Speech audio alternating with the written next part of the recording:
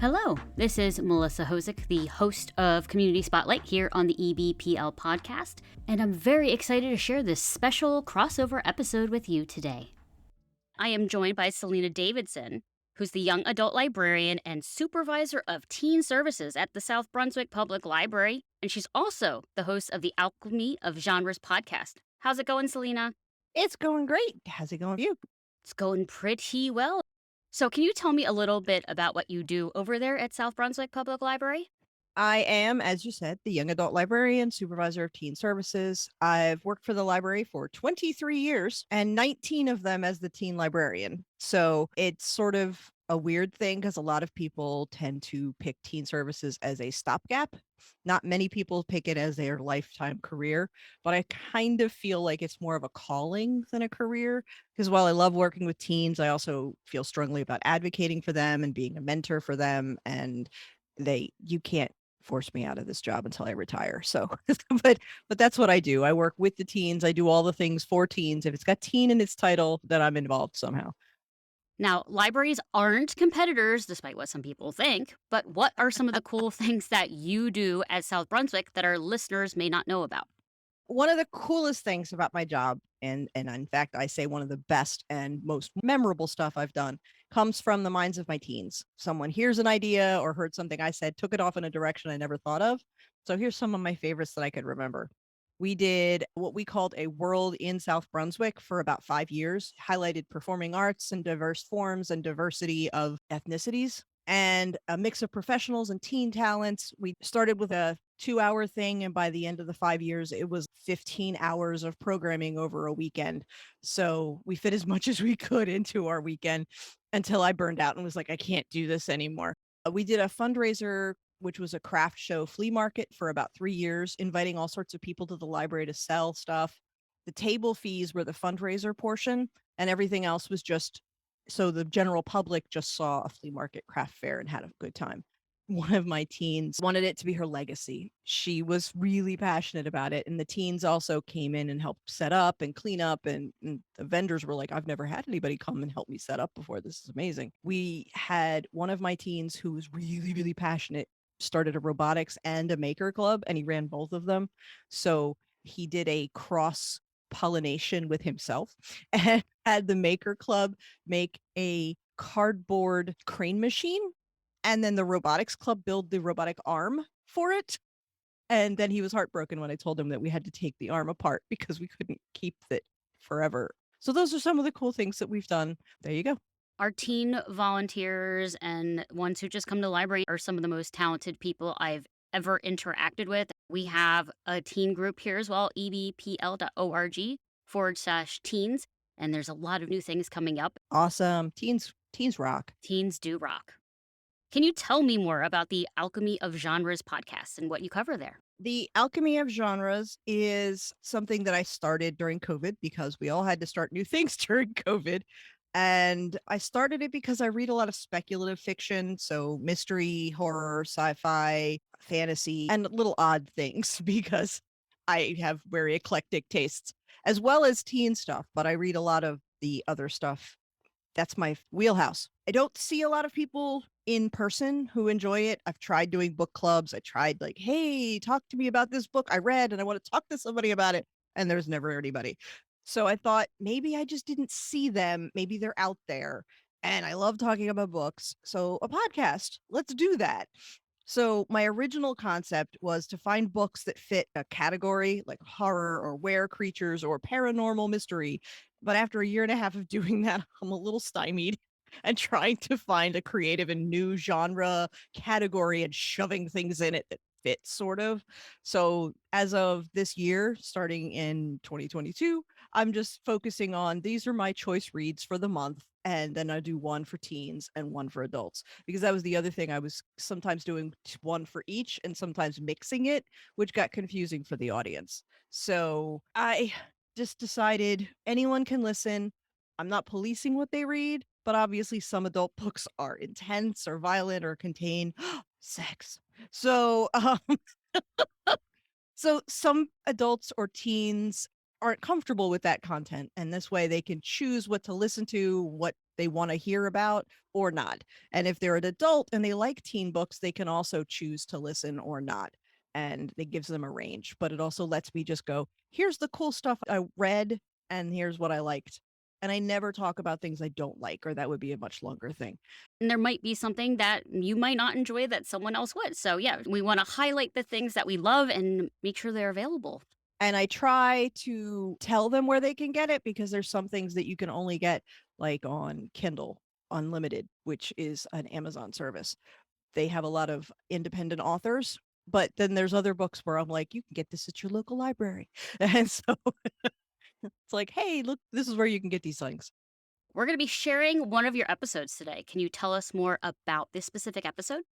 This specific episode is a short story collection, and it is for teens and adults. Most short stories aren't too overwhelming, and it is a mix of all of the genres. So there's some sci-fi, there's some horror, there's teen collection specificity, and it's kind of a nice range of things, because if you don't know about a genre, I feel like short stories are a great way to jump in and get a feel for things. One of the favorite ones that I found was an N.K. Jemisin short story.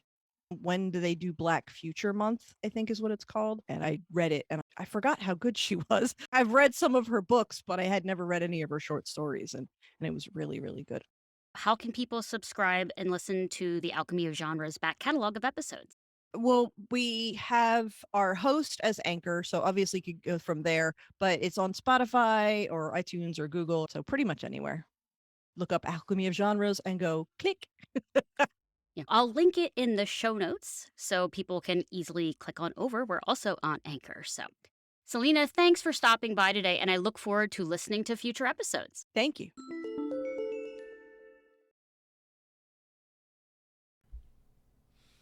Hi, and welcome to the last podcast for 2020 for Alchemy of Genres from the South Brunswick Public Library. I am Saleena. I am the sci-fi fantasy nerd who loves all the speculative genres. And I thought, since it's the end of the year, that I would focus on short stories. I want to apologize up front for the long delay between podcasts. We had a snowstorm in New Jersey, which kind of threw things off, plus holidays, which threw things off, plus it took a little longer to weed through short stories to find ones that I wanted to share. Instead of the normal synopsis of a story, as I would do, because these are all random short stories, I thought I would go over and talk about a little bit about the story arc, if there is one, because many short story collections are random, but many of them also have a theme, and I'll describe that theme if there is one. But they'll pick out at least one that I thought stood out, that I liked and enjoyed, because it's very subjective. I might like this one, you might like that one, and that's one of the things I love about short stories, is I can read through them, and if I don't like this one but I like that one, overall I can still enjoy the novel as a whole, or I could love the context and the theme and the way it's treated, but maybe not like every author's story individually. So it's just a great topic to explore. Take a look at a short story collection at your library, and don't forget that not all short stories end up shelved in a separate short story collection. Sometimes they're a short story collection from a particular author. Neil Gaiman, Stephen King do that a lot. But there's also, like, themed things. In horror and sci-fi fantasy, they love to do that. Like, here's a collection about a mythical creature, or here's a theme about space or vampires or whatever. So they don't always end up in the official short story collections, if your library even has one of those, because not all of them do. But take a look at them. It's a great way to explore your options and discover some new authors. Maybe someone you've never read before that you're like, ooh, I didn't know who they were, but I liked this story, so now I'm going to go look for some more of their works. This is a mix of teen and adult. I will, again, differentiate and explain. And I will try not to say so much. My apologies. Let's just jump into this and see where it goes, and I hope you enjoy it. The first one is from Neil Gaiman. He's, as I said, prolific with his short stories. And it is in a different format, because this one is called Likely Stories. And Likely Stories is actually a graphic novel version of a short story collection, which I thought was really unique. And the way he created it was he took all of these stories are literally stories told in a bar.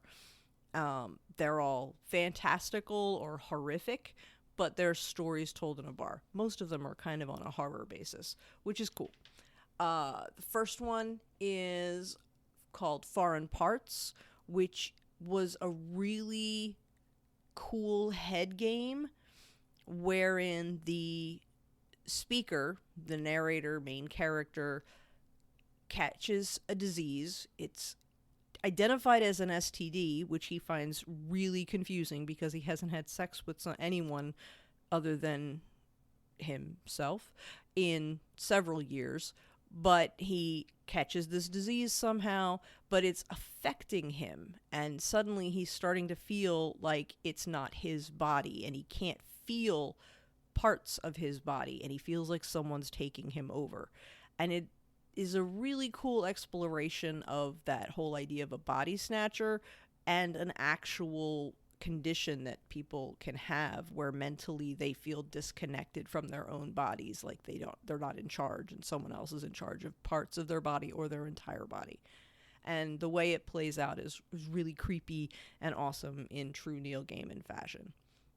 Feeders and Eaters is another one where there's this, it's a creepy story, but then as you get to the end, you find the true creepiness, and that makes it even better. It's Feeders and Eaters explains itself. Some people are the feeders and some people are the eaters. So you are either eaten or you eat. And it's explored through disappearing wildlife and a cat in this rooming house that this gentleman is talking about. It's like, I met this strange old lady when I lived at this house. But then it goes farther and farther as you start to really understand the words he's not saying, that maybe it didn't stop at cats and maybe there are some other problems going on. And I don't want to give it away. You should check it out. It might have appeared, I'm not really sure. I know Foreign Parts appeared in another short story collection. Feeders and Eaters probably did as well. So you could probably check out some of his short story collections. But Likely Stories is just a really quick, short graphic novel short story collection. A compilation of a variety of authors that I found fascinating was Dangerous Women. It's just a fun concept. It's literally just women who are dangerous in a multitude of ways. Either they're dangerous because they're evil, maybe they're dangerous because they are really good at killing things, maybe they are just serial killers. You don't know. Or maybe they're just really smart and they outsmart the bad guys. I liked the play of it. This is a really large collection. It took a long time to delve into. It was compiled by Martin and a lot of other people. So you can find it in a lot of different collections. It is ginormous. So the first one is that I found that is amazing was Wrestling Jesus by Joe Lansdale. This kid, Marvin, and the story sort of seems to take place somewhere in South America, but it's not specified that I know of, or that I remember anyway. So this kid, Marvin, is tired of being beat up, and this old man saves him from being beat up, and he decides that he wants him to teach him.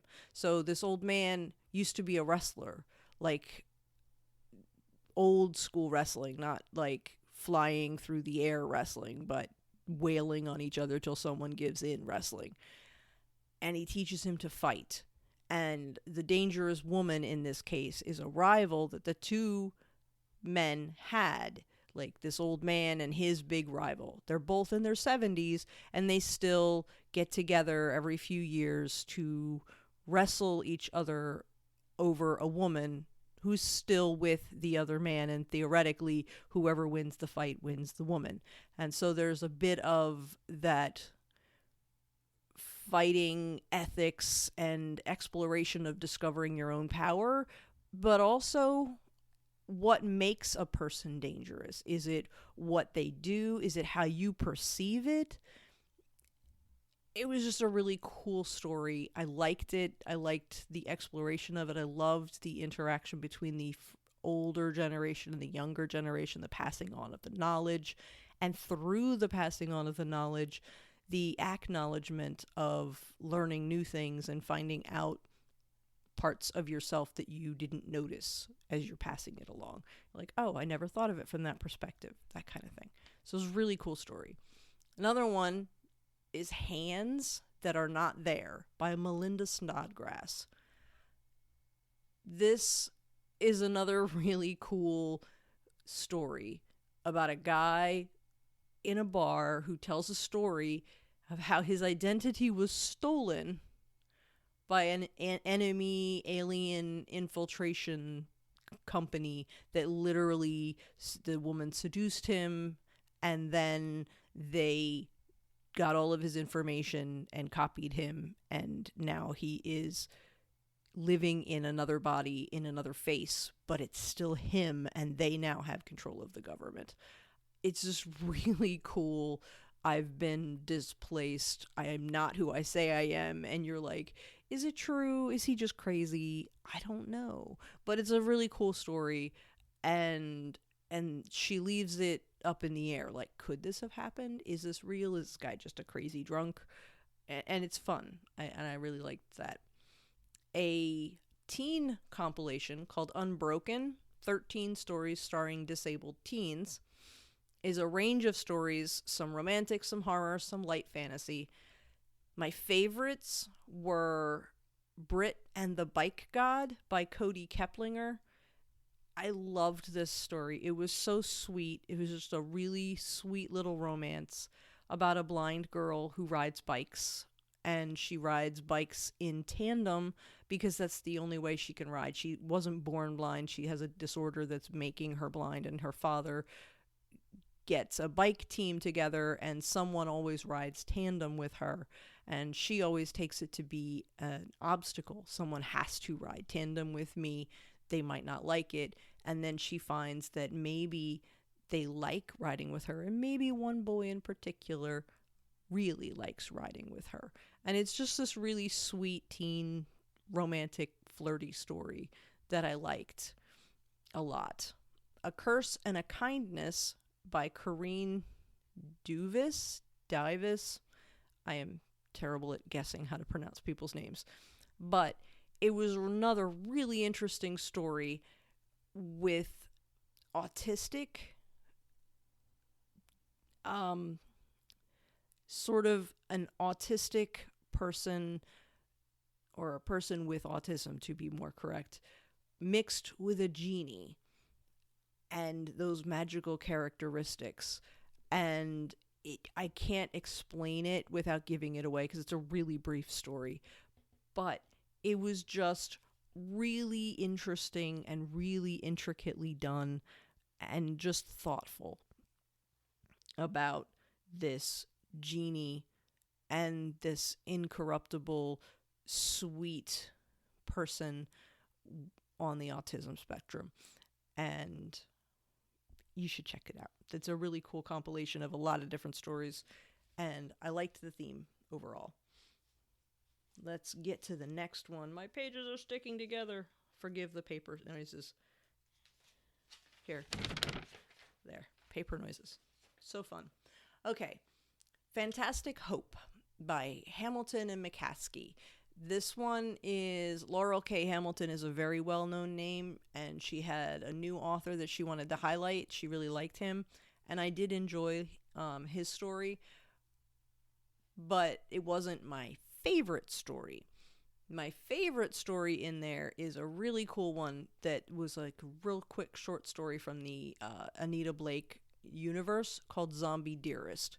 In the Anita Blake books, there is this moment where she creates an amazing zombie quite by accident that is so realistic that he just looks like he time traveled from the 17 or 1800s, and in fact a young woman who's a history major actually falls in love with him, and they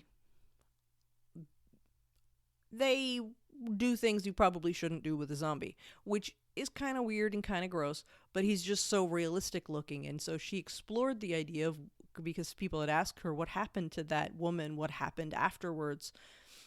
And obviously the zombie had to be put down, and it was a whole part of that bigger story. But the Zombie Dearest is just what happened to the woman, which is that zombie evidently was magically so good, he actually managed to create a child with this woman. And it's her story of what happens when suddenly her child is a couple of years old and she has this weird wasting sickness and something is going on, and her parents come in and yell at Anita Blake and are like, you need to fix this and find out what's going on. It was really cool, a little longer, more like a novella than a short story, but really fun. You don't need to have read the Anita Blake books. In fact, it might be a great introduction to them, but it is just a fun, interesting side note if you are a fan. The other one in the collection that I really found fun was Twilight Falls by Mayberry, and it's like a conspiracy with bioweapons that is not the way you thought it would be. Like the conspiracy is totally in a different direction. The bioweapons are in a different direction. And I love Mayberry's writing. He does a really good job of keeping realistic characters and creating really interesting things. So I don't want to give away all of the story, but it was really, really cool.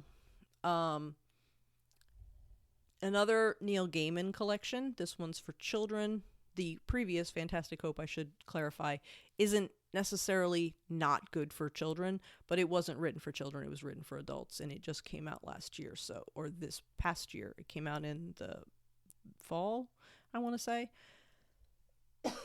Excuse me. So, next collection was written for children, but there's a similar with the more complete stories written also. It turns out, after reading enough of these, I didn't realize this, but Neil Gaiman, not shockingly, will take some of his short stories and condense them or change them slightly so they can be read for children, and then he'll put them in their complete form or their original form in a collection for adults. So, M is for Magic is his children's collection, and the adult collection is Smoke and Mirrors.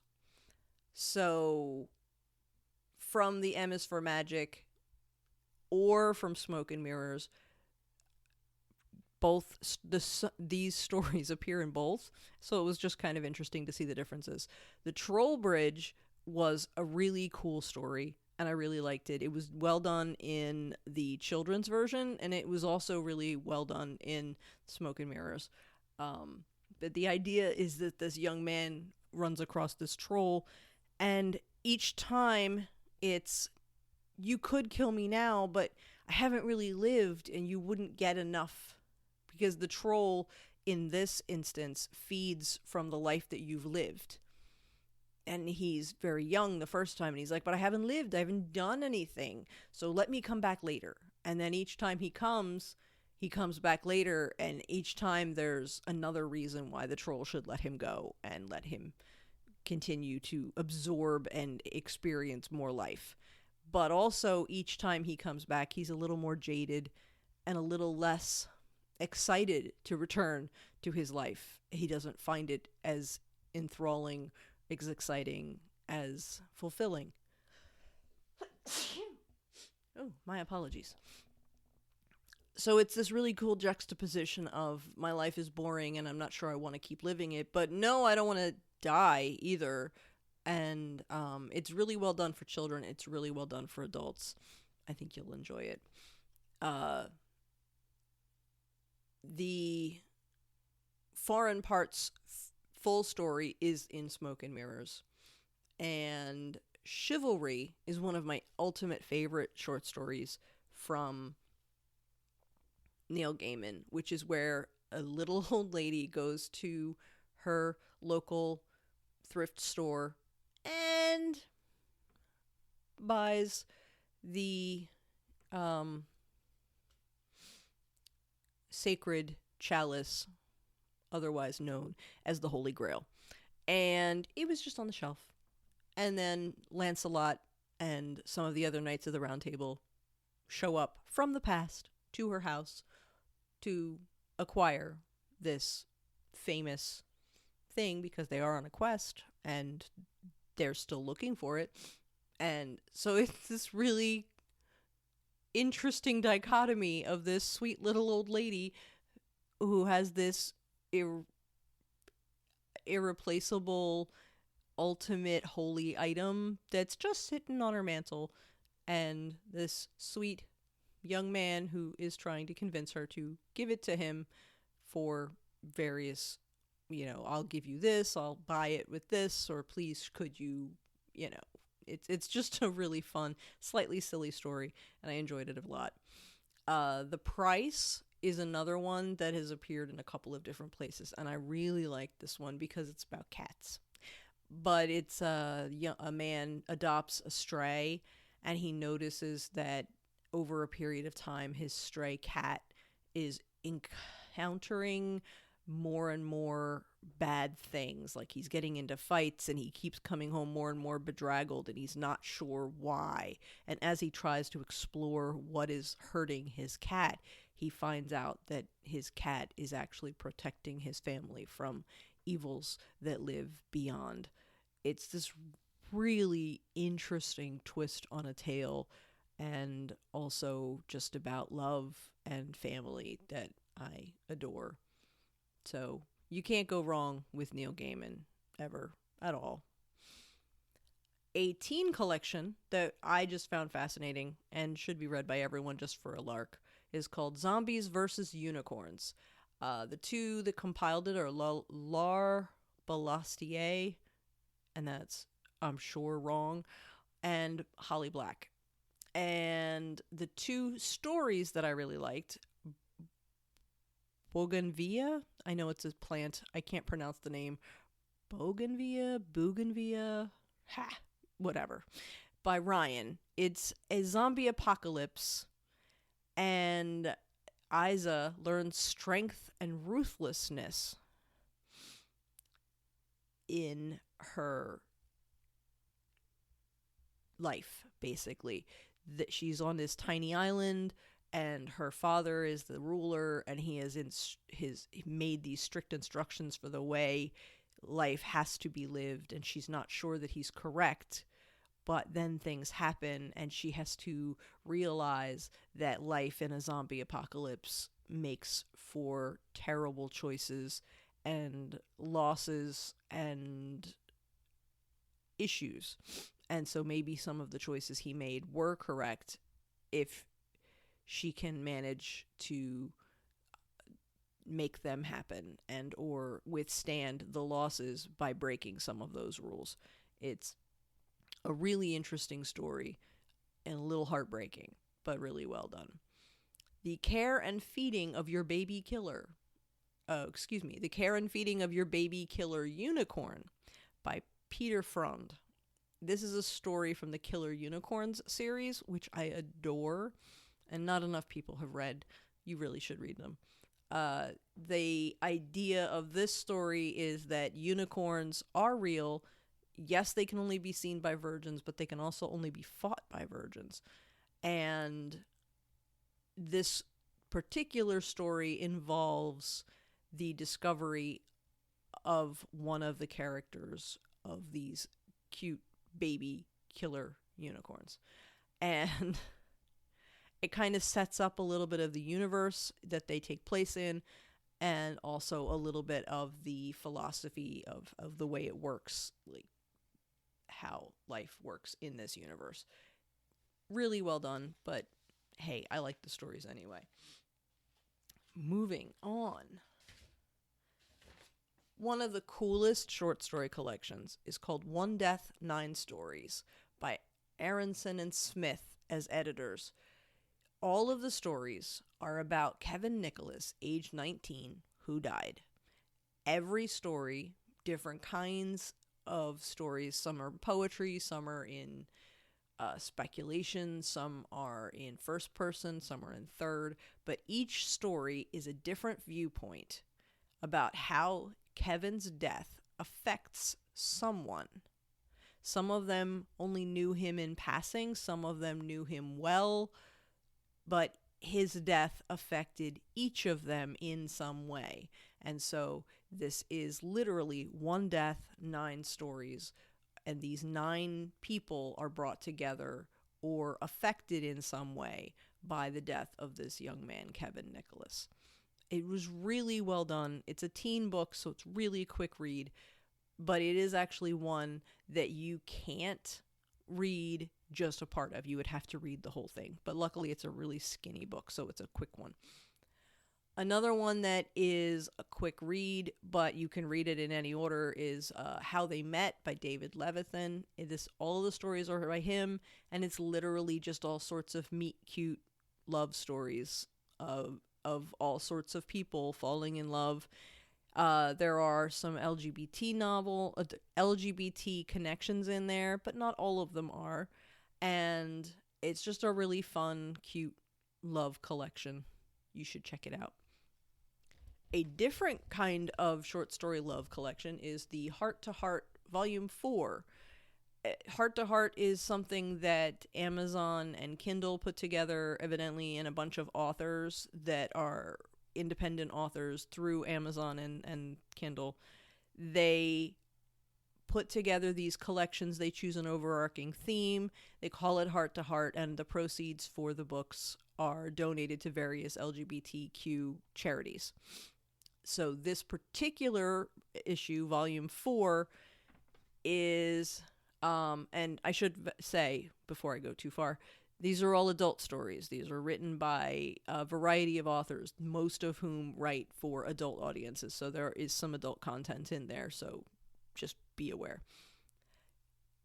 The fun tie-in of this one Volume 4 is that Heart to Heart is a podcast by Jeannie DeLamp, which is a made-up name that this guy puts it together. And he is putting the format of a call-in show. So you call in with a wish. Sometimes about love, most of the time about love. I wish I could find a guy. I wish I could find a girl. I wish I could find someone. But sometimes it's not about love. Sometimes it's about other things. But there's always a wish that's made. And then if he chooses to air it and they talk about it, the Jeannie DeLamp guy talks about it. And then maybe your wish will come true. The way that the story is put together is really cool because the beginning and the end of the novel first is from the 2 people putting the podcast together. One is the editor, the other is the creator and the podcaster himself. And it explains like where he's at and who he is and how this came to be. And then the end of the story is sort of where some of his wishes might come true, that and why maybe this podcast is more magical than he thinks, because it turns out that a lot of people who call in with a wish actually get their wish. So everybody's calling in because they are believing in this magic. This is also a really cool fantasy compilation because the authors could just write anything they wanted as long as there was a podcast in there somewhere. So there's 18 different stories. The only thing that brings them together is the fact that there might be a love story in there, but also that there is a call into the podcast or someone listening to the podcast at some point. My favorite stories were a Wish for Money, where a man meets a dragon, he gets a new job, gets a new boss, and he gets love. And he becomes his dragon's treasure. It's really sweet. There's also a story where a Selkie who is lonely meets a sexy fireman. And then there is another one where a baker who is also a magic user finds true love through a baking contest, but the person wasn't looking for true love. They were just looking to start their own business and be able to make a new life for themselves. And they find the love of their life, but also find a business and a way to make their own life through this baking contest. It is really sweet. The stories weren't organized as clearly, but they're all in there. You should check them out and try them. It's a really fun collection. It's really long because there's 18 different stories by 18 different authors, and some of them vary in length, plus the beginning and the ending compilation that bring it together. But I just fell in love with this whole thing. It was just so fun, and all sorts of different stories of all sorts of different kinds.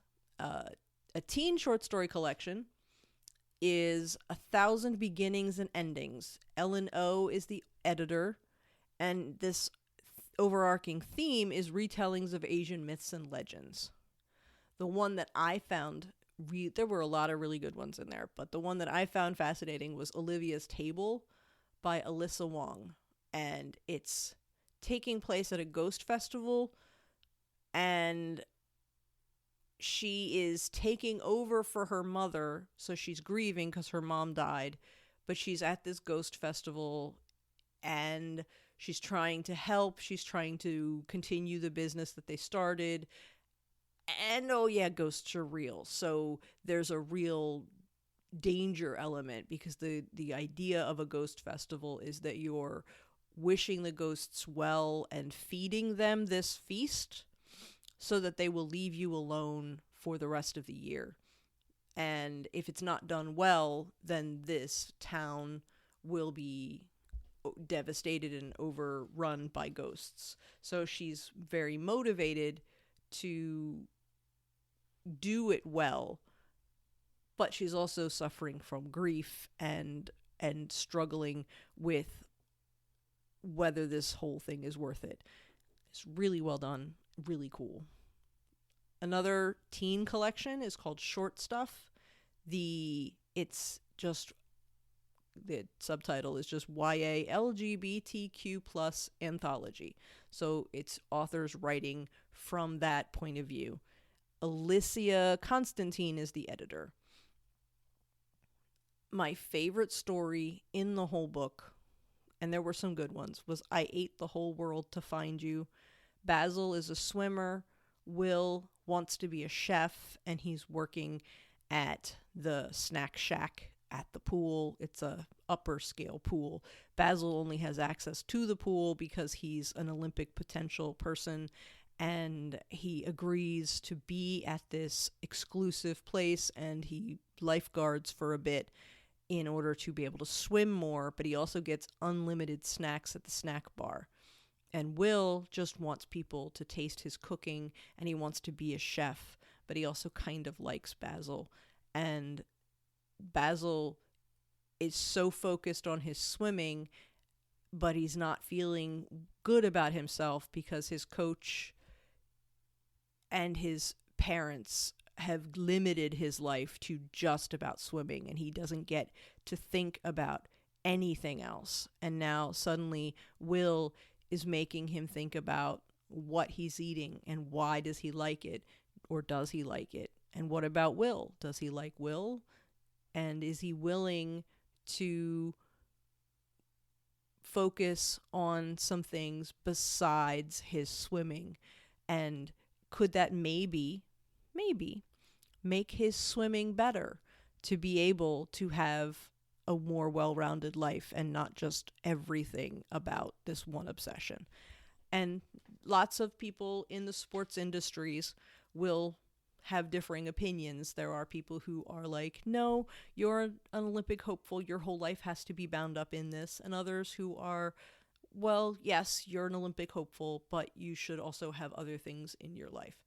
So it was just a really great look at that dilemma, but from the athlete's point of view, as an up-and-coming person with a lot on his shoulders and a lot of passion and drive for the sport, but also just wanting a life of his own and support from the adults, not just about his winnings and his sports-related abilities, but just support for him as a person. And that really hit home. It made me cry a little bit. Okay. Hungry Hearts is another teen book. This one's all about food and love. Elsie Chapman is the editor, and the story that I liked in this one is called Rain, Sangu Mandana. And again, my apologies, I'm sure I'm saying it wrong. It's a really good story. This one is sad. It made me cry. But it's all about this teen and her father. Their mother, the teen's mother has died, so the father lost his wife and the teen lost her mother, and the two of them are grieving, and they leave England to visit her aunt in I forget where, Boston, New York, somewhere like that.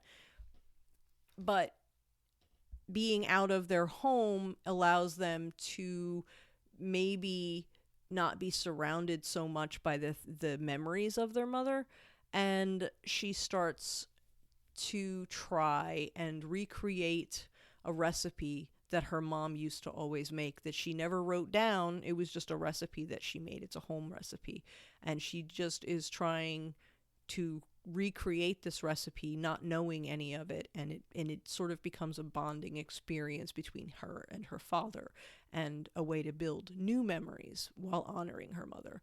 It was such a sweet story, and so sad but so fulfilling, and about working through grief and how it can pull you apart, and yet you can find a way to still be together.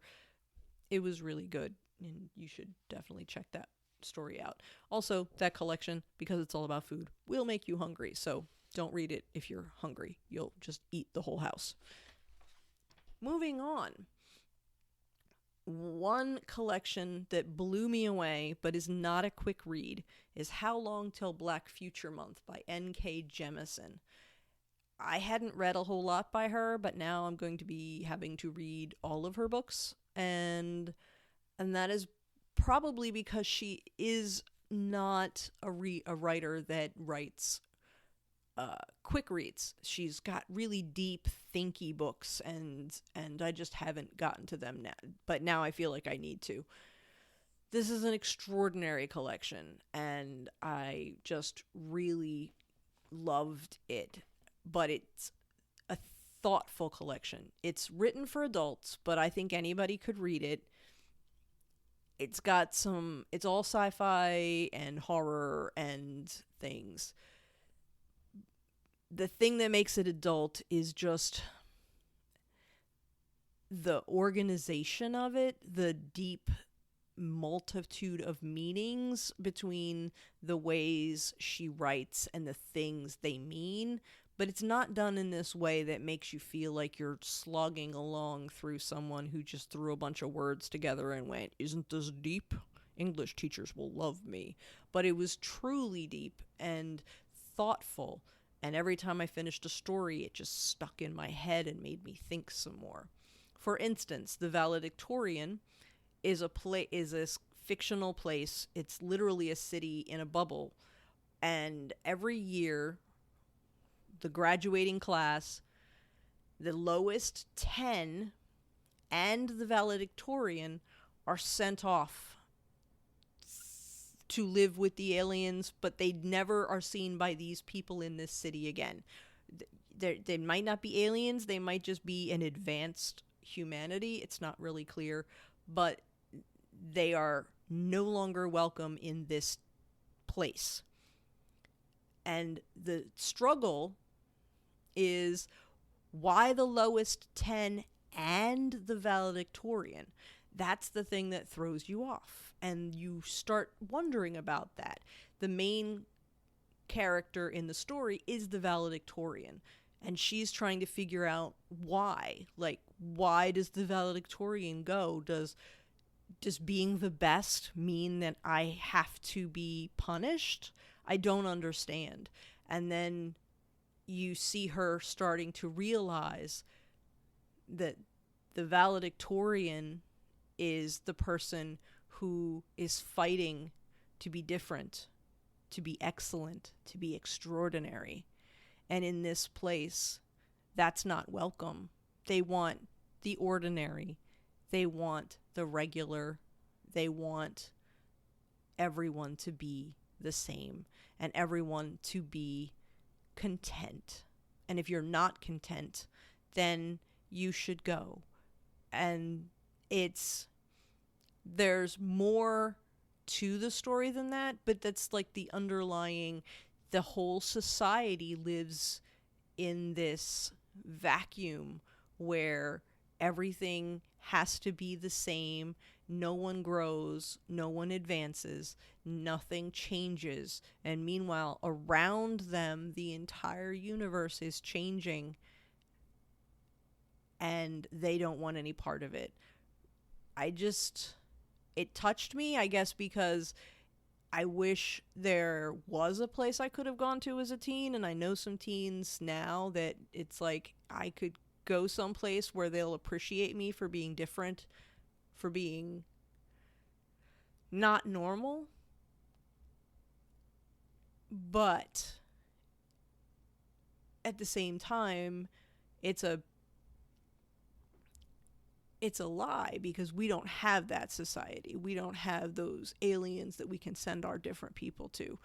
So our different people just have to make their own utopia and make things better a little at a time. So it was just an extraordinary story, and I really, really loved it. The storyteller's replacement is a creepy tale. It's got all these fairy tale elements, but told in this really unique fashion that makes you rethink all of the fairy tales you've ever heard. I really loved the creepiness of it and the just way of telling the story differently. The story that was the most thoughtful and that really made you think was The Ones Who Stay and Fight. It's in Umhalat, which is this mythical place. It's a beautiful place, and it's sort of a mind game story because you feel like it could be true. Maybe it's true, maybe it's not. And the whole story is told in this third person of someone telling you about the story. They're telling you about the place. You should visit. It's this wonderful place, and this is what it's like. And because this one touched me a lot and it was just so thoughtful and such a cool mind game, I'm actually going to read you a little selection of it where it explains, gives you a little tonal quality of it. So how does Umhalat exist? How can such a city possibly survive, let alone thrive? Wealthy with no poor, advanced with no war, a beautiful place where all souls know themselves beautiful. It cannot be, you say. Utopia? How banal. It's a fairy tale, a thought exercise. Crabs in a barrel, dog eat dog, oppression Olympics. It would not exist, you insist. It would not last. It could never be in the first place. Racism is natural, so natural that we will call it tribalism to insinuate that everyone does it. Sexism is natural, and homophobia is natural, and religious intolerance is natural, and greed is natural, and cruelty is natural, and savagery and fear and. Impossible, you hiss, your fists slowly clenching at your sides. How dare you? What have these people done to make you believe such lies? What are you doing to me to suggest that this is possible? How dare you? How dare you?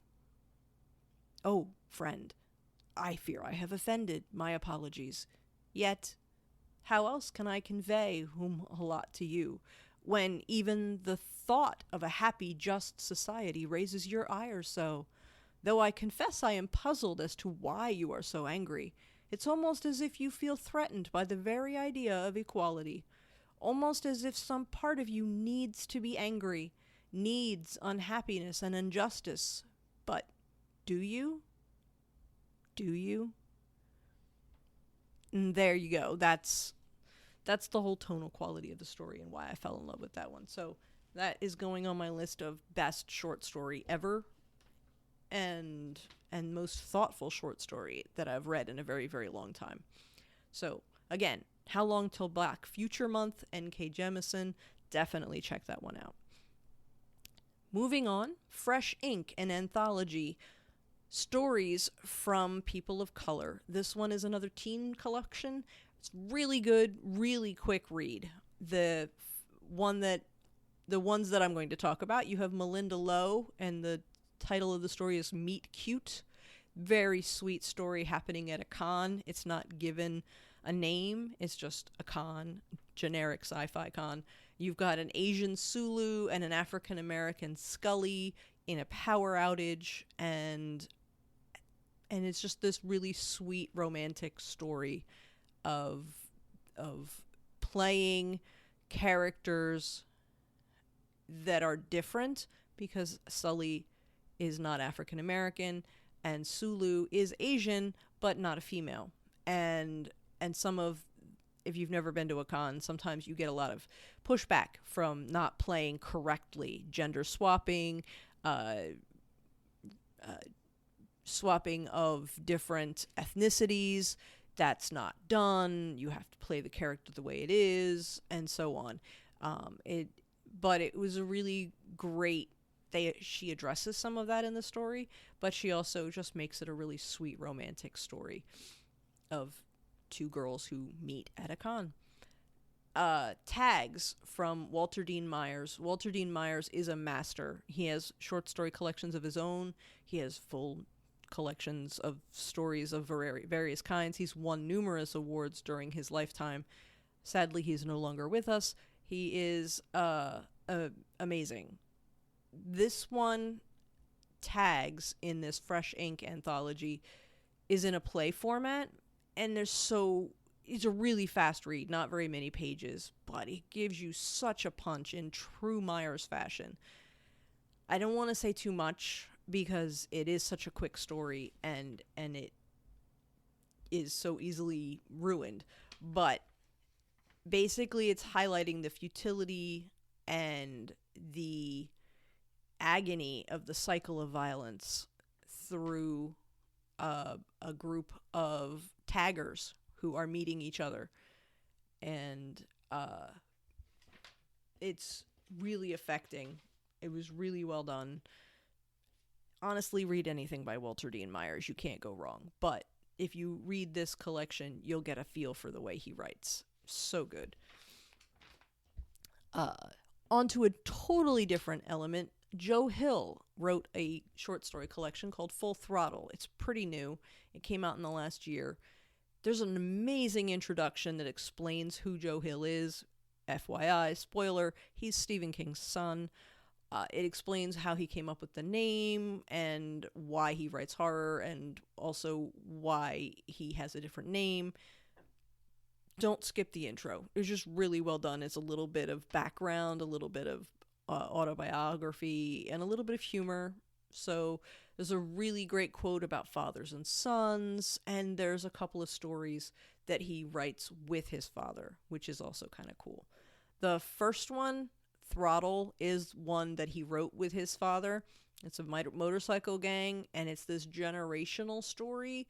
It's also a view of what a gang is and what constitutes proper gang behavior from a generational point of view. You've got a father and a son. The father was in Vietnam. He was a fighter. All of the people in the gang that are with him are people who have dropped out of society and are really resentful of society based on the things they experienced in Vietnam.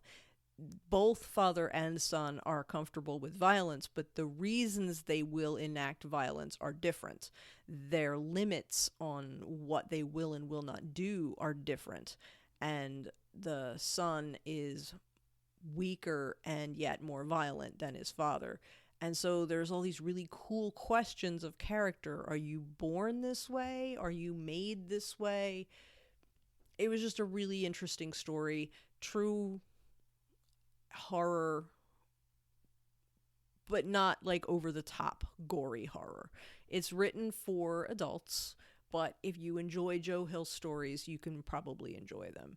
My favorite story, but I'm a little biased, is called Late Returns. It's about a guy who returns home after the death of his parents. It's this really small town.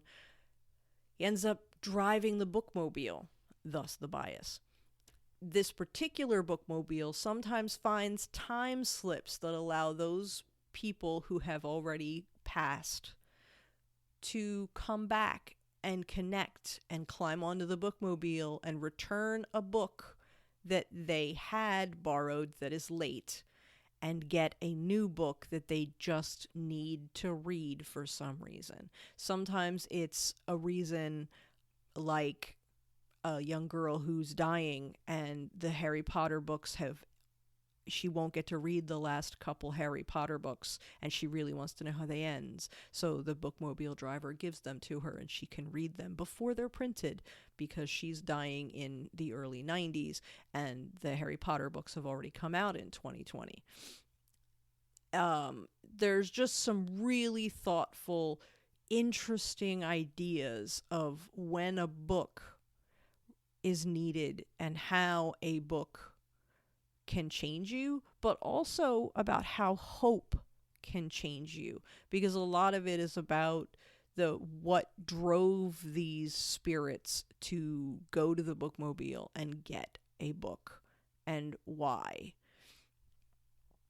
It was really well done and it was really cool, and obviously Joe Hill has a love for libraries and librarians and all of the parts of that, because you can see that in the story, and you should definitely check that out. Stories of Your Life and Others by Ted Chiang is overall a really it's a sci-fi collection. All the stories are by him. It's a really thoughtful and deep collection of stories. The one that I thought was interesting is called Tower of Babylon. It's literally happening in that historical period of when the Tower of Babel was built. And the concept is that there's this group of miners who are climbing the Tower of Babylon to get to the top so that they can help dig into the gates of heaven, or to find the treasure of heaven. And the way it plays out and the way that they're worried about whether God will smite them and what will happen. And then Chiang has this really cool twist ending that isn't what you thought it was, and yet is just so beautiful in its simplicity. I thought it was really well done and just interesting. Stephen King, Nightmares and Dreamscapes, is an older collection, but pretty cool. It's really long, so feel free to skim along and grab the ones that you liked. The two that I'm going to talk about is Suffer the Little Children, which is another cool, creepy one, because it leaves you wondering, is this the story of a crazy old woman? She's a teacher. She has strict control over her classroom students of third graders, and suddenly she thinks she sees evil entities taking over her children. And it never happens when anyone else is around, but she can see their facial shapes changing, and they taunt her when no one else is watching. And yet you still aren't sure, is this really something that's happening? Is there an evil entity or an alien presence that's taking over our children? Or is she just a crazy old woman? I love the way it's presented in true Stephen King fashion, that where you're like, it could go either way. I could totally buy it in both. Like, I could make an argument for both sides of that story based completely on everything I read in this book. I could totally roll with both endings. Really well done. Dolan's Cadillac is the beginning story in the collection, and it's a really interesting, detailed story of an obsession for revenge with a husband whose wife died and the man who is ultimately responsible for her death, and how he's going to get even and the lengths that he will go to make sure that this happens, from this nobody school teacher who is going to make sure that this wealthy, horrible crime person pays for the death of his wife. Really fascinating, and you can almost buy that it's real. Like, you're literally reading it going, I could totally see somebody going that far, because, you know, you don't have to be Chuck Norris to do crazy things. It happens all the time. People do crazy things and go to extreme lengths when they are threatened or feel scared. So that is this collection of short stories that I'm going to talk about. I hope you enjoyed this, and I hope you explore. Short stories are a great way to get familiar with different authors. I love when they explore with themes and you get to see different points of view. And I also love that I don't have to feel guilty if I don't like this one. I can skip ahead to the next one, or I can just read the same one twice because I really want to get the sense of it and understand it. So check them out, teens and adults, whatever you're comfortable with. Read teen books even if you're not teens. And teens, don't be afraid to try, especially as you're getting older and you're getting to be a senior or junior in high school. Start exploring some of these other collections of books and seeing what other authors that you might want to try that you haven't tried yet. It's a great introduction to a whole new set of authors that maybe you haven't explored. Enjoy, and I will work to get the blog posted as fast as I can so it also comes out before the end of the year. Happy New Year to everyone. Thank you for listening.